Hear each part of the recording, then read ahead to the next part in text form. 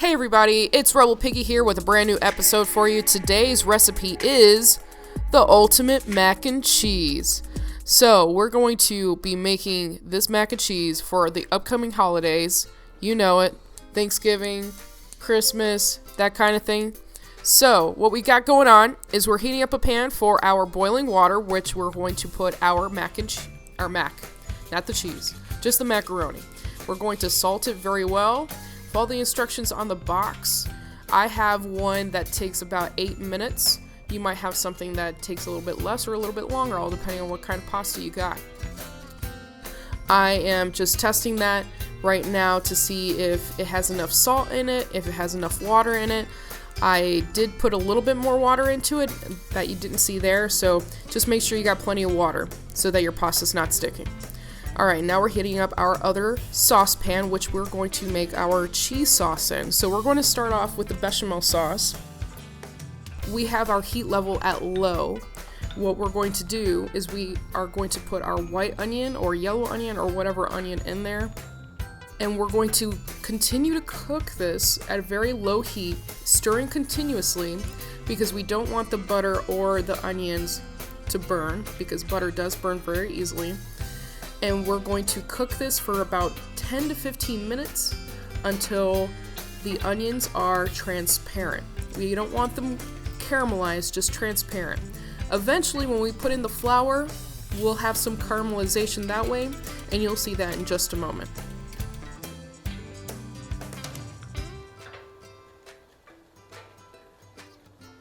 So stir, stir, stir. I have been continuously monitoring that. I actually turned off the heat for just a moment because I thought it was too hot. And now I'm going to put in our flour and our spices.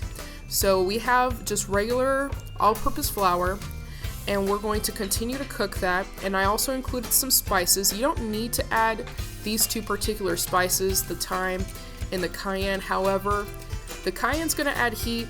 The thyme is going to definitely add some unique flavor.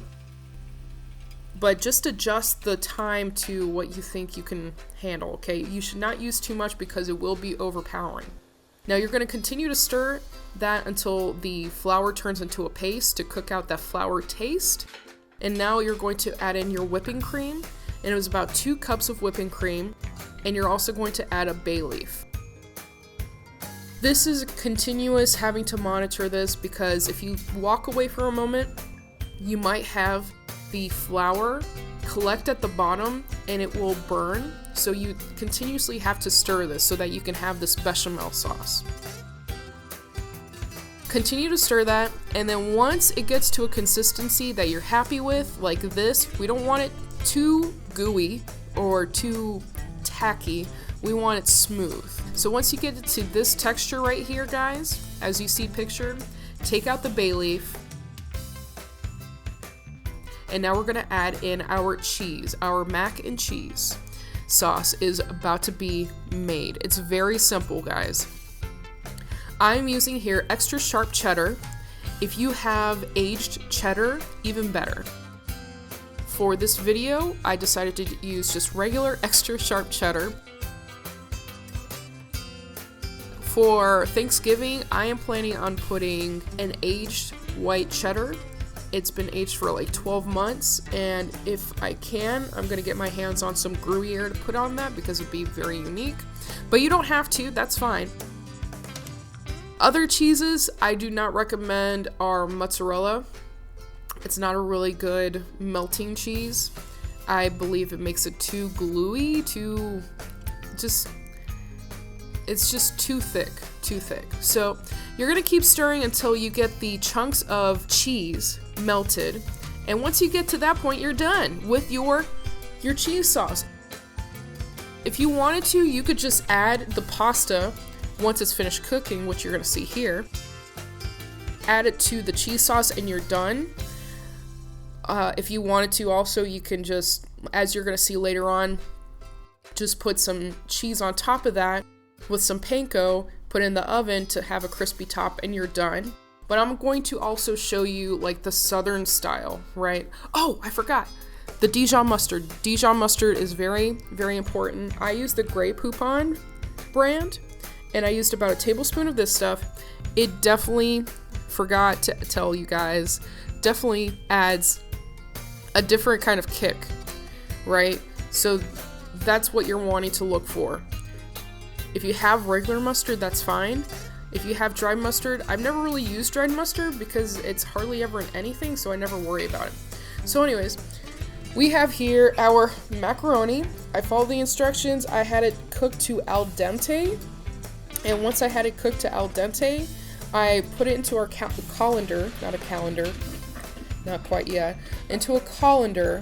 And I'm going to shake the colander with the pasta in it until the moisture, the water that's in the elbow of the elbow macaroni is almost gone. I mean, you're not going to get everything out, but you're going to get most of it out. And there's a rule that I have learned recently. If you want a very saucy mac and cheese, have the same amount of ounces to cheese, right? Follow everything else.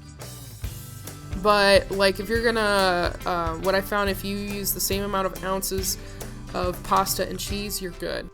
So I'm also adding, this is the southern style portion of it. You add the sour cream to the macaroni so that it cools down the macaroni. You already had your cheese sauce that should have cooled by now. Then you're gonna add your cheese sauce to this. Because the sour cream is in there, it's going to further cool this down, and you're going to mix it all together until it's all homogeneous. It's all incorporated. And once it's all mixed together fairly well on every single one of those little elbows, and you see how creamy that is? I mean, honestly, you could just stop right there and you're done. It's very good. But this next part you're going to see is going to be where the southern style part comes in. I always notice that with southern style, they add eggs to it.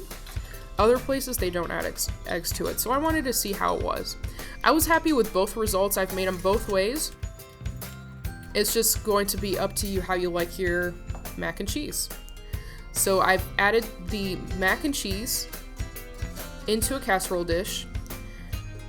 Then I took some cheese that I had left over, put it all over that. If you have more cheese and you want to drench that thing in cheese, that's fine. Then you have also panko and butter that you're going to have in a bowl. You're going to melt the butter first, have it in the bowl, put your panko in there and stir it, just as you're going to see here. And then you're just going to crumble and toss that on top of your casserole dish with your mac and cheese. Next step is you're going to preheat an oven to 350 degrees. You're going to put that casserole dish into your oven for 30 to 35 minutes until it looks like this.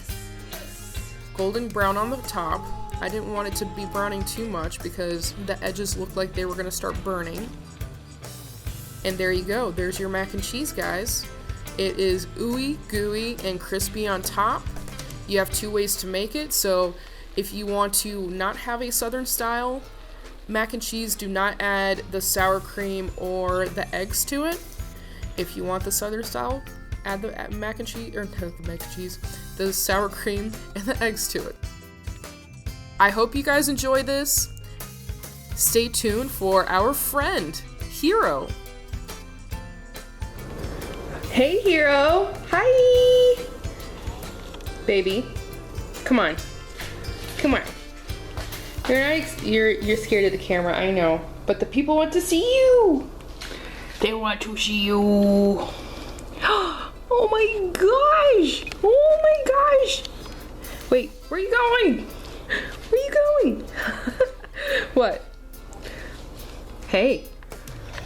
Hey, are you excited for Lewis? Yeah? Are you excited for no, you know, turkey and stuff soon? Yeah.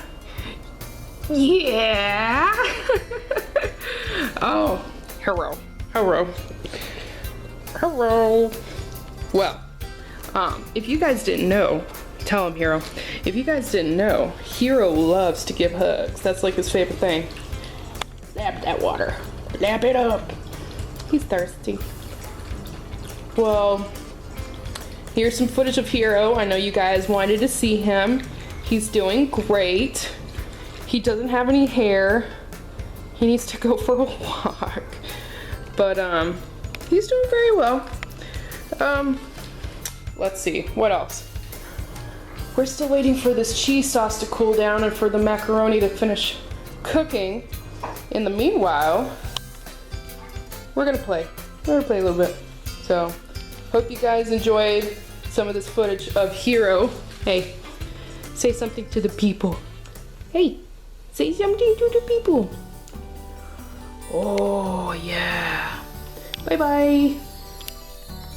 Alright, everyone, so please look forward to more videos in the future. I'm going to be making a 4-ingredient mashed potato to come up for Thanksgiving, right before Thanksgiving. So if you want a very simple rustic style mashed potatoes that's still delicious, please check it out. And I hope you enjoyed this video. Like, comment, and subscribe. And as always, keep cooking, keep gaming, and keep being yourselves. Bye bye!